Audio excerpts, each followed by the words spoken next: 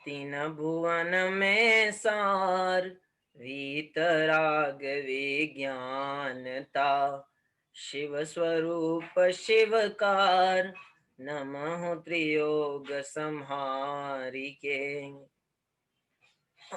पंडित दौलत राम जी रचित छह ढाला ग्रंथ, छठवीं ढाल और अंतिम छंद, जिसकी चर्चा आज हम यहाँ करने जा रहे हैं। अंतिम अंतिम बातों में हमेशा प्रेरणा दी जाती है। दौलत राम जी ने इस छह ढाला ग्रंथ के अंतिम छंदों में जो हम पढ़ते जा रहे हैं पिछले 2 दिनों से, प्रेरणावाचक शब्दों का प्रयोग किया। हमने पढ़ा था 13वें छंद में, जहां दौलत राम जी ने कहा, धनी धन्य है जे जीव नर भव पाय यह कार्य किया। 14वें छंद को कल हमने चर्चा में लिया, जहां यह कहा था कि इमि जानी आलस हानि साहस ठानी यह सिख आदरो, जब लो न रोग जरा गहे तब लो जटति निज हित करो। ये प्रेरणा है। और अंतिम, अब 15वें छंद की चर्चा यहाँ से प्रारंभ होती है। ये एक महज संयोग ही है कि आज यहाँ छह ढाला ग्रंथ हमारा पूर्ण होने जा रहा है और मेरी चर्चा में छह ढाला ग्रंथ कल रात से पुनः चालू हुआ।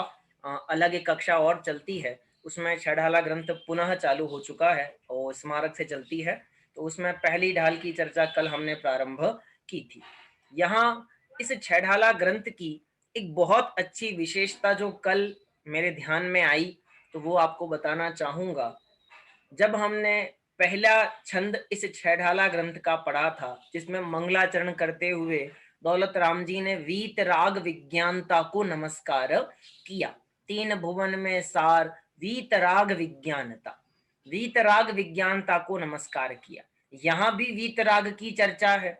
और सबसे अंतिम छंद जो आज अपन पढ़ने जा रहे हैं, यहाँ दौलत राम जी कहते हैं, यह राग आग दहे सदा, ताते समामृत से। यहाँ भी राग को छोड़ने की प्रेरणा, वहां वीतरागता को नमस्कार और यहाँ वीतराग होने की प्रेरणा। यानी वीतरागता से ही प्रारंभ कर वीतरागता पर ही इस ग्रंथ की पूर्णता हुई है। इसलिए बहुत अद्भुत यह ग्रंथ है। अंतिम छंद, जिसके अंदर दौलत राम जी ने, ये दौलत राम जी की शैली है कि अनेकों छंदों में, अंतिम अंतिम छंदों में दौलत राम जी ने स्वयं को संबोधन करते हुए अपने कथन लिखे हैं। इसके पहले भी तीसरी ढाल में हमने ऐसे छंद पढ़े थे, चौथी ढाल में भी पढ़ा था, और यहाँ छठवीं ढाल में फिर से दौलत राम जी अपने लिए कहते हैं, अब दौल हो स्वपद सुखी, स्वपद रुचि दाव मत चूको यह। अपने लिए उन्होंने कहा, दाव मत चूको यह। बहुत बढ़िया व्याख्याएं इस छंद की हमको उपलब्ध होती हैं। अपन एक बार छंद पढ़ते हैं और इस छंद की व्याख्या करने का प्रयत्न करते हैं। छंद आपके सामने है।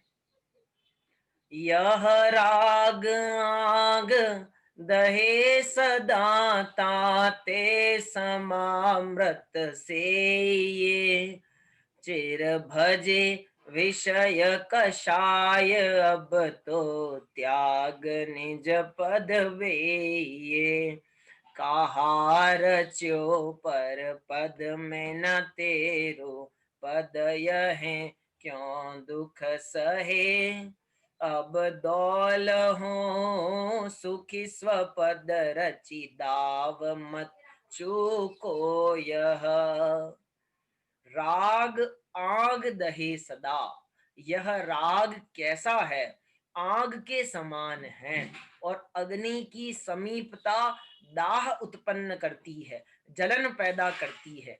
साक्षात अग्नि का स्पर्श तो जलन पैदा करता ही है, लेकिन अग्नि की समीपता करने पर, जहां भट्टी जल रही हो, कल कारखाने चलते हैं, फैक्ट्रीज चलती हैं, वहां आप उनके समीप में भी जाते हैं तो आपको हीट, गर्मी का एहसास होता है। यह राग तो आग के समान है। इसलिए उस आग को छोड़कर ताते, इसलिए सम अमृत से ये, समता रूपी अमृत का सेवन करना चाहिए। समता रूपी अमृत का सेवन कीजिए।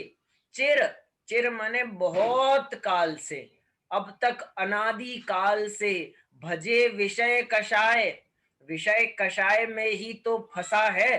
विषय कषाय की ही तो स्तुति की है, उनके पीछे ही तो दौड़ता रहा, उनको ही तो भजा है। भजना माने उनके पीछे लगना, उनकी प्राप्ति, उनको भोगने में ही अपने उपयोग को खर्च किया। तो अब अगर उससे सुख नहीं मिला तो अब तो त्याग निज पद बेइये, उन विषय कषायों को त्याग कर निज पद में लग जाइए, निज पद में बैठने का प्रयत्न करिए, स्वरूप में स्थिर होने का प्रयत्न करिए। कहा रचियो पर पद में, हे मूर्ख, कहाँ पर पद में रच रहा है। न तेरो पद यह क्यों सुख सहे, दुख सहे। जिस पद में तू रच रहा है, पच रहा है, वो पद तेरा पद नहीं है, क्यों दुख सहे, क्यों दुख सहन करता है।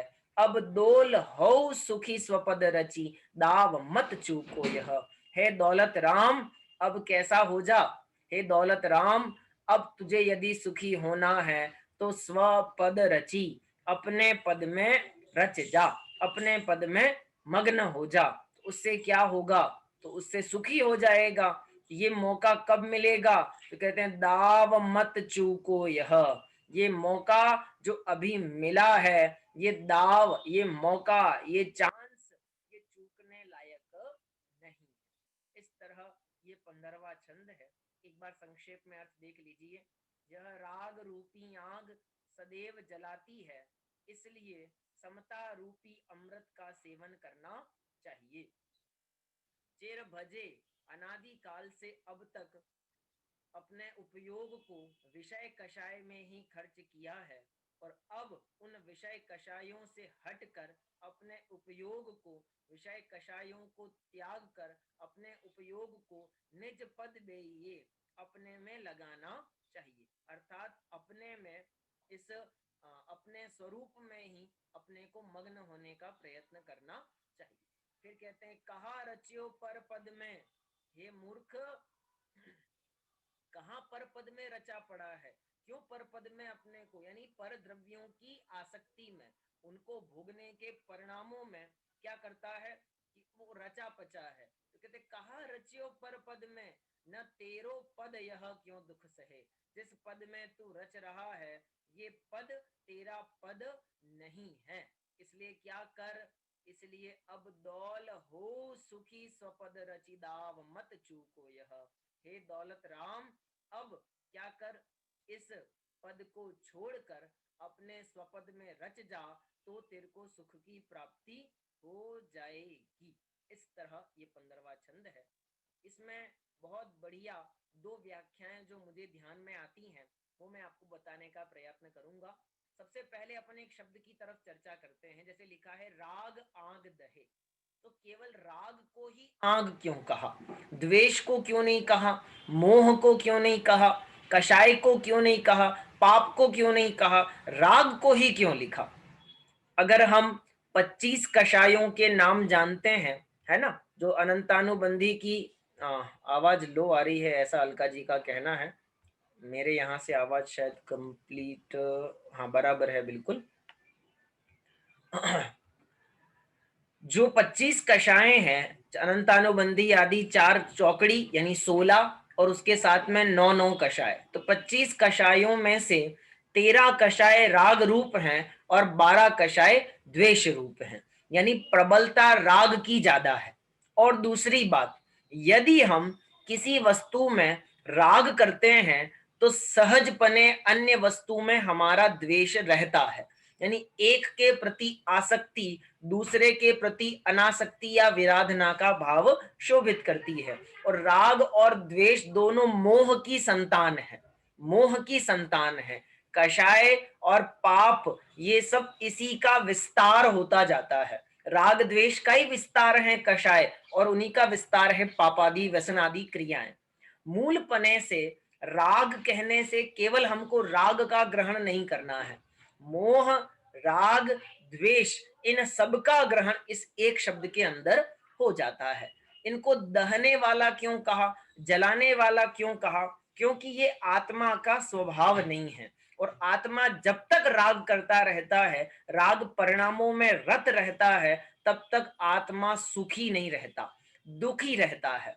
यह आत्मा और आश्रव भाव, इनमें वद्य गातक संबंध कहा गया है। समय सार 74 नंबर गाथा में आचार्य अमृतचंद्र देव ने जीवन बद्धा ऐसा कह करके आचार्य कुंद कुंद देव ने बुलाया, और आचार्य अमृतचंद्र देव ने उसकी व्याख्या करते हुए लिखा कि इन दोनों के बीच में, यानी रागादि आश्रव भाव और आत्मा, इन दोनों के बीच में वद्य गातक का संबंध है। अर्थात ये आश्रव भाव आत्मा का नाश करने वाले परिणाम हैं।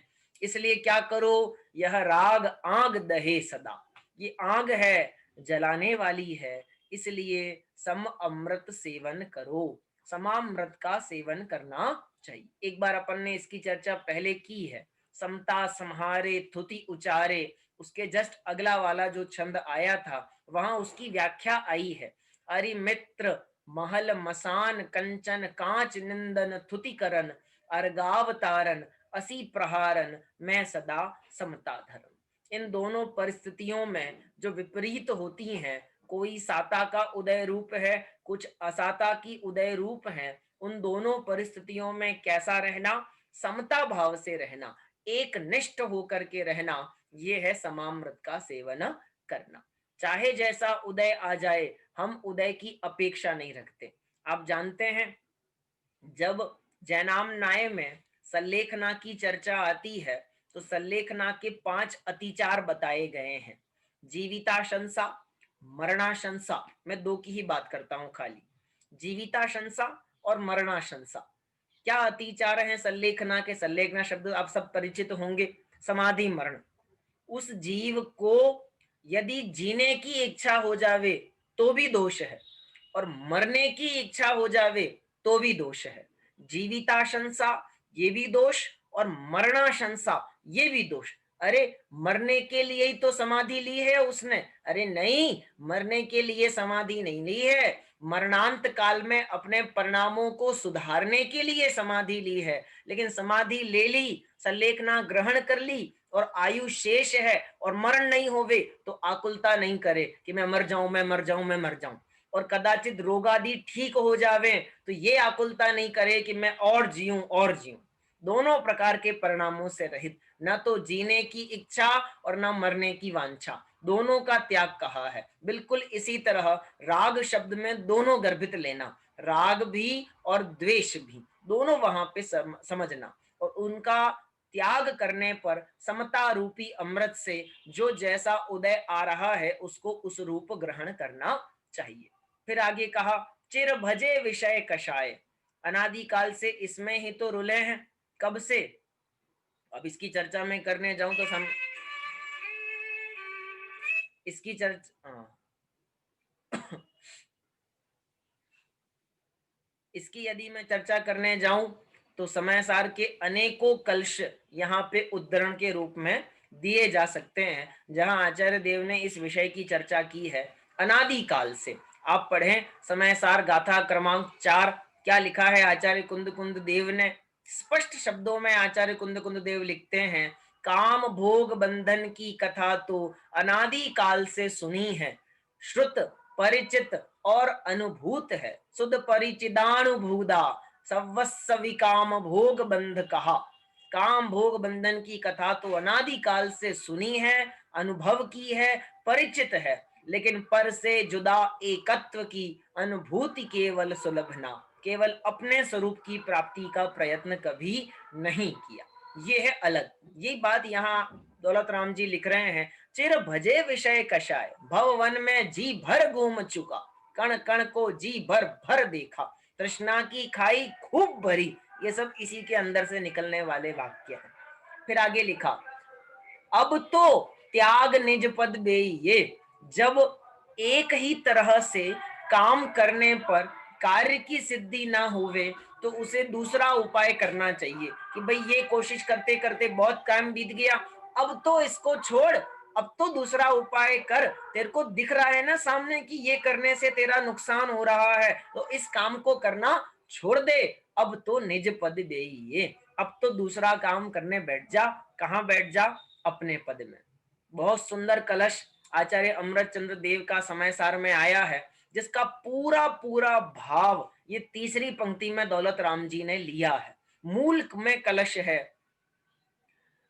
अपद पद में मत नित अंधे जगत के प्राणियों, यह पद तुम्हारा पद नहीं, निज मान कर क्यों सो रहे। अपद पद में मत नित अंधे जगत के प्राणियों, यह पद तुम्हारा पद नहीं, निज मान कर क्यों सो रहे। जिस पद में हम अपने को स्थित मानते हैं, क्या मानते हैं हम अपने को? कभी कहते हैं मैं मनुष्य हूं, कभी कहते हैं मैं विद्वान हूं, मैं पुरुष हूं, मैं महिला हूं, मैं बच्चा हूं, मैं बूढ़ा हूं, मैं सास हूं, मैं बहू हूं, मैं पुत्र हूं, मैं पिता हूं, और नाना प्रकार की व्याख्याएं हमारे पास में है। कोई दुकान में बैठा है तो अपने को सेठ कहेगा, कोई स्कूल में बैठा है तो अपने को टीचर कहेगा, कोई मंदिर में बैठा है तो अपने को पुजारी कहेगा, कोई स्वाध्याय करता है तो अपने को स्वाध्यायी कहेगा। सबकी अपनी अपनी व्याख्याएं हैं, लेकिन इन सब में मैं कहाँ हूं?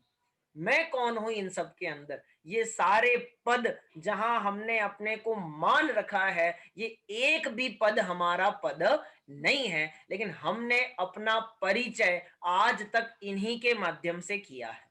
हमने आज तक अपना परिचय अर्थात अपना नाम पूछो तो वही नाम निकलता है। आपका लक्षण आपसे पूछते हैं कभी कभी कि कोई ऐसा चिन्ह बताओ जिससे हम आपकी पहचान कर सकें, तो हम शरीर के चिन्हों का वर्णन करते हैं कि भाई मेरे गले में दाग है, कि मेरे माथे में गाल पे दाग है, कि यहाँ दाग है, कि उंगली टेढ़ी है, कि 6 उंगली है।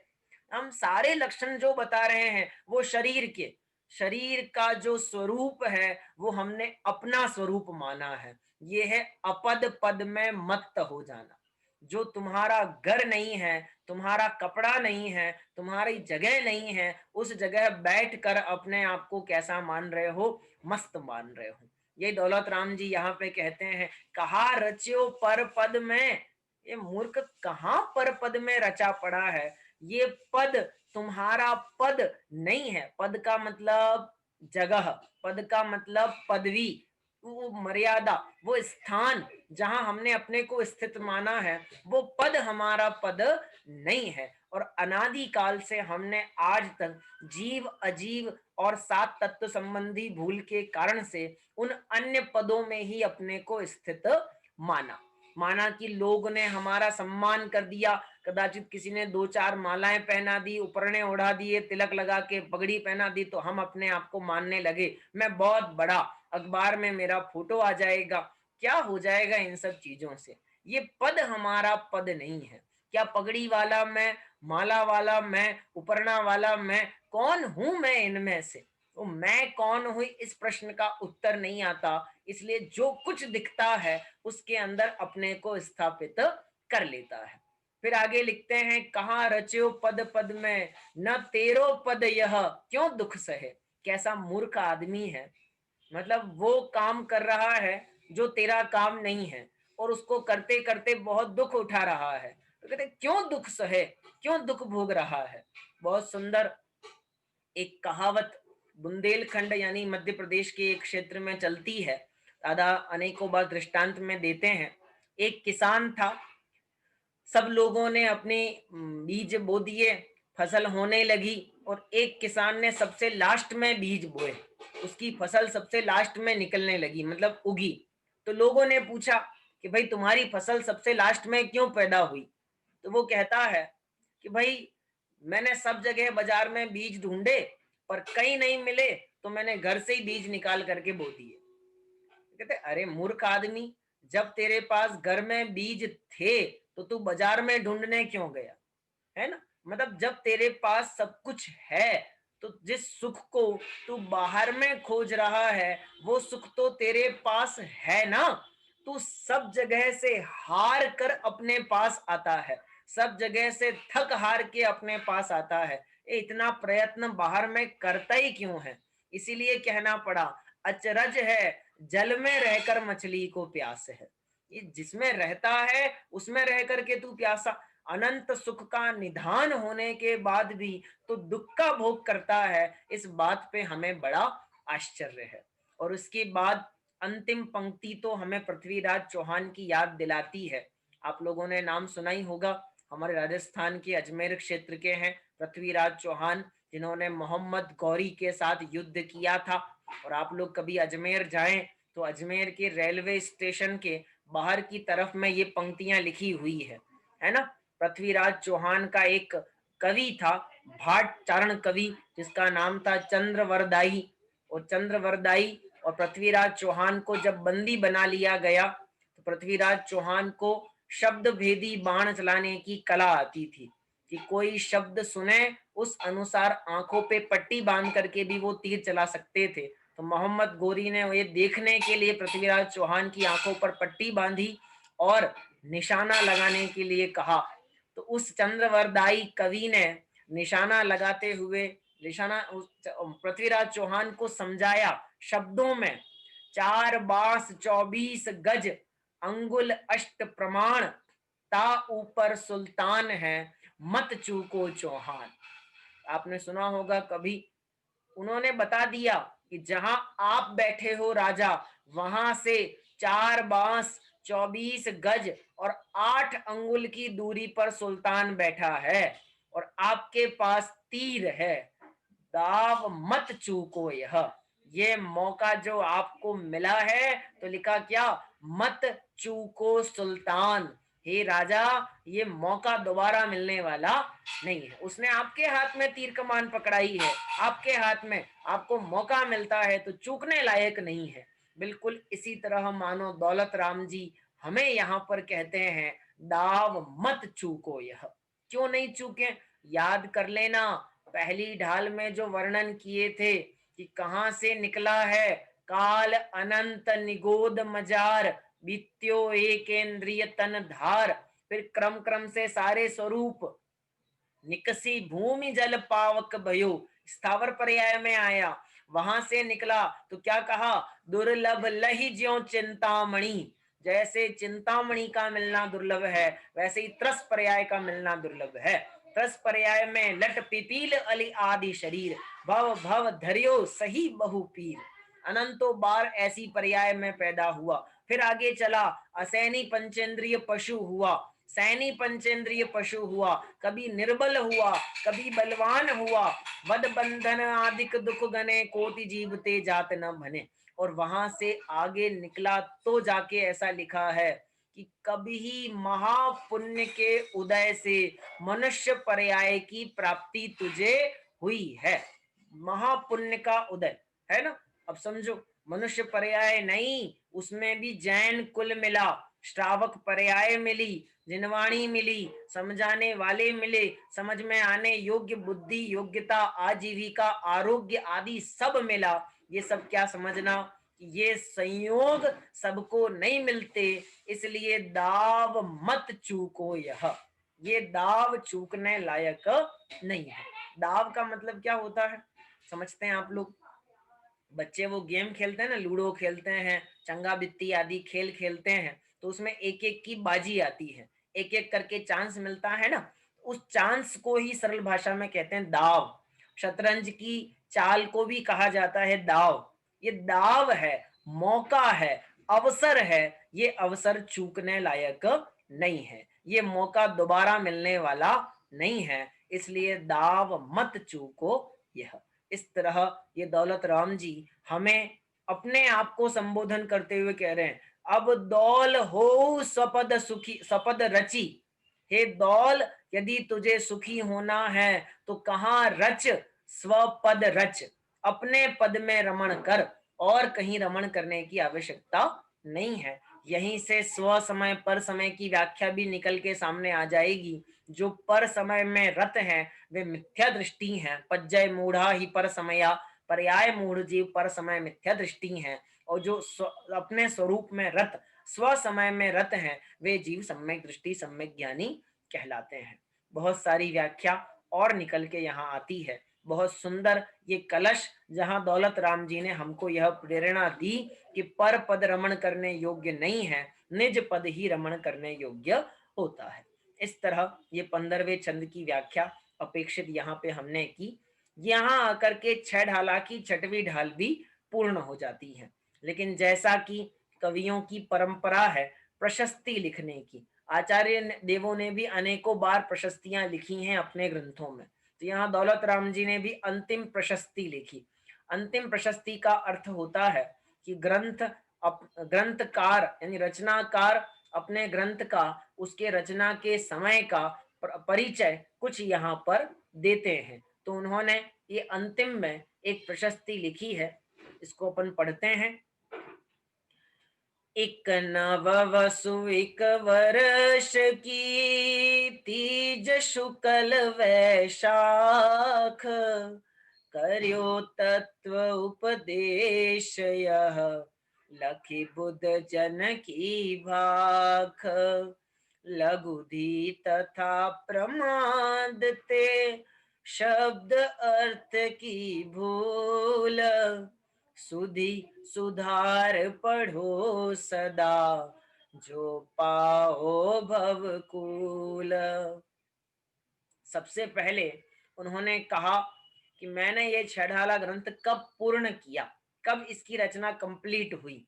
तो लिखते हैं एक नव वसु इक, इक मने एक, नव मने 9, वसु मतलब 8 और इक का मतलब 8, इक का मतलब एक। तो ऐसे अनुमान लगाओ तो कौन सा साल निकल के आया, 1, 9, 8 और 1। तो हमको लग रहा होगा साल 1981, है ना। और 1981 नहीं है ये, तो क्या है बताता हूं अभी।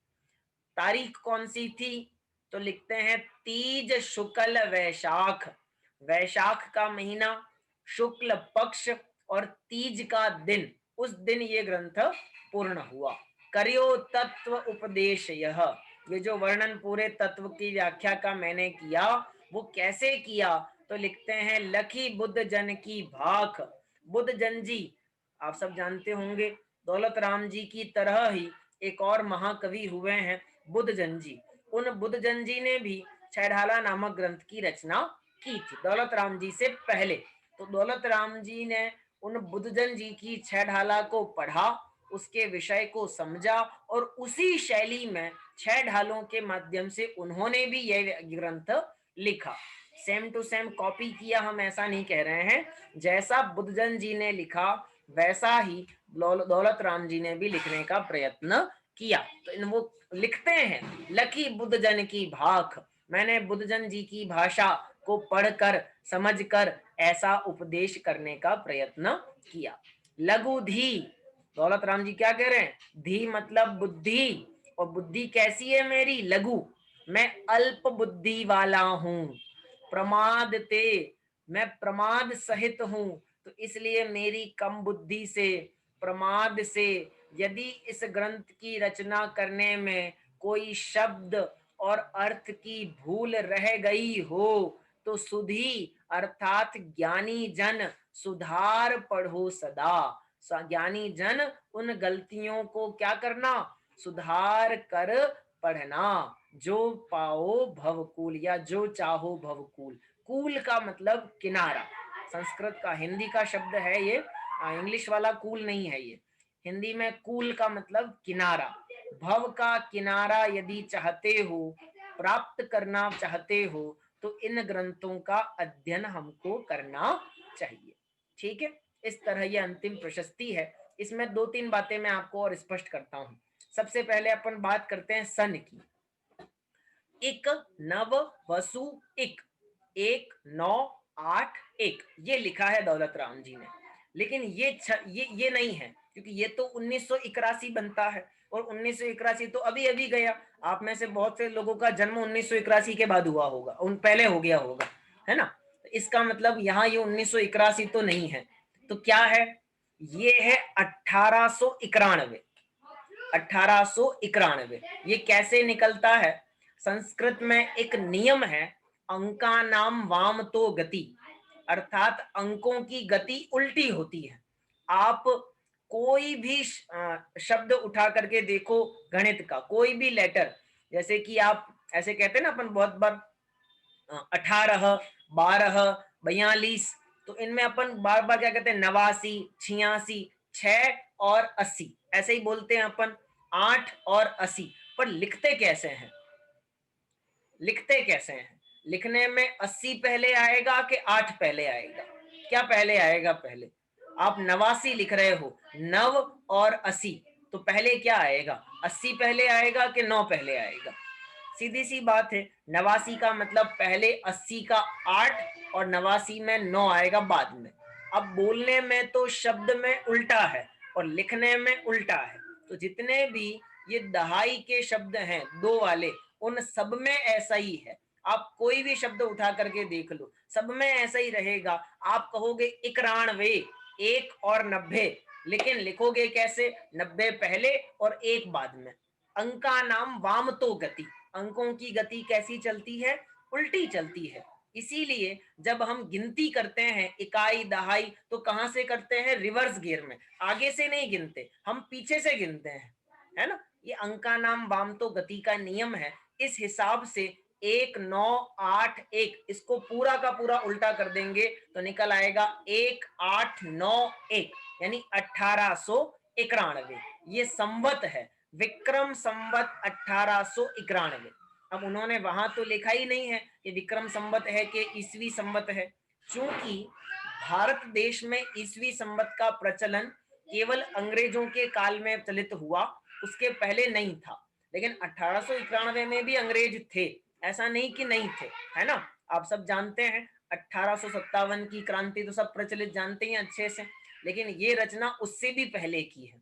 कि अभी तो मैंने कहा 1891 और अभी कह रहा हूं मैं उससे भी पहले की है। क्यों है? क्योंकि ये रचना हुई 1891 विक्रम संवत में, और विक्रम संवत ईसवी संवत से 57 साल आगे चलता है, 57 ईयर्स आगे चलता है। तो 1891 माइनस 57 करूं तो लगभग 1834, 1834 या 1835, 33 34 35 सन, ईसवी संवत 33 34 35 1800, तब इस ग्रंथ की रचना दौलत राम जी ने की, ऐसा प्रतीत इस प्रशस्ति के माध्यम से होता है। विक्रम संवत 1891।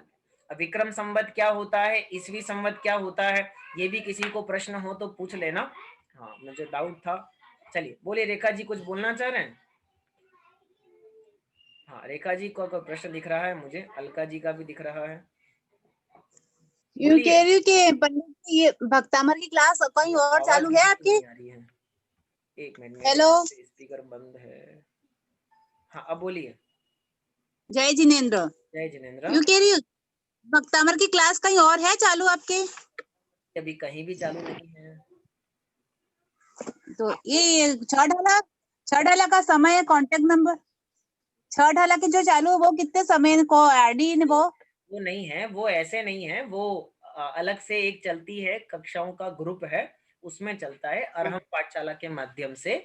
इसमें सामान्य कक्षाएं नहीं है, वे विशेष कक्षाएं चलती हैं अलग से, उसमें रजिस्ट्रेशन होता है, वहां बच्चे फीस जमा करते हैं, स्कूल की तरह कक्षाएं चलती हैं, वो अलग है। तो वो मेरे को चाहिए। वो अगर आपको वो चाहिए तो अरहम पाठशाला में आपको ज्वाइन करना पड़ेगा, उसके माध्यम से आप वहां पे जुड़ सकते हैं। हाँ, गुणमाला जी। पंडित जी अभी नया कौन सा चालू करने वाले हैं, कुछ ग्रंथ अभी आपको पढ़ाने का? हाँ, मैं बताता हूँ अभी। हाँ, अलका जी बोलिए।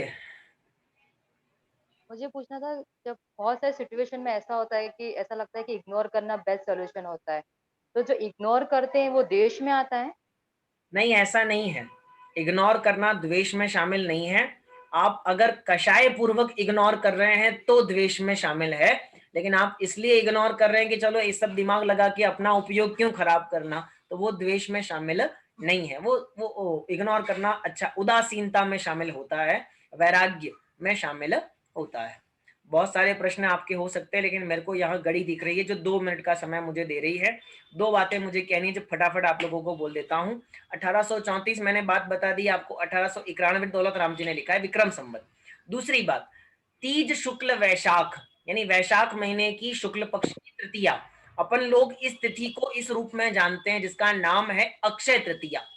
राजा ऋषभ देव ने जब दीक्षा ली तो मुनि ऋषभ देव का जो प्रथम आहार हुआ था वो वैशाख शुक्ल तीज के दिन हुआ था, और उसी दिन को अपन अक्षय तृतीया के रूप में जानते हैं। अब इस तरह ये छेड़ाला ग्रंथ तो अपना यहाँ पे पूर्ण हो जाता है।